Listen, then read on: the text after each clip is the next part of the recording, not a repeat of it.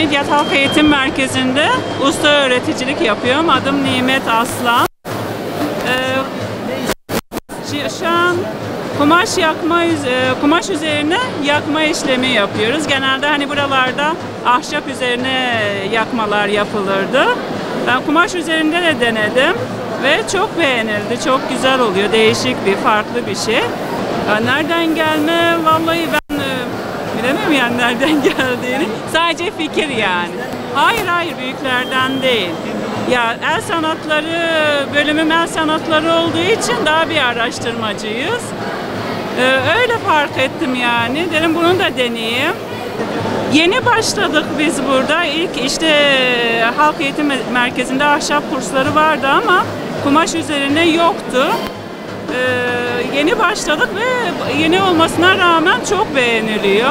Yani farklı bir şey olduğu söyleniyor. Biz çantayla başladık.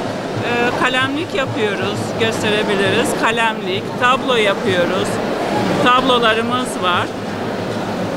Valla çok hassas olduğu için kumaşı yakmamaya çok dikkat ediyoruz.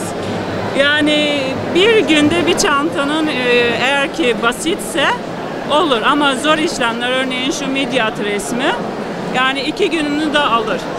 Çünkü çok kademeli bir işlem. Öncelikle çiziyorsun, sonra tekrar üstünden detayı geçiyorsun. En son işlem karalama oluyor. Evet yani emek istiyor. İnce detaylar olduğu için örneğin şu bayağı ince detaylar var onda. Zaten ben Halk Eğitim Merkezi'nde usta öğreticilik yapıyorum. Öğrencilerim var. Evet. Onlar da öğreniyor yani.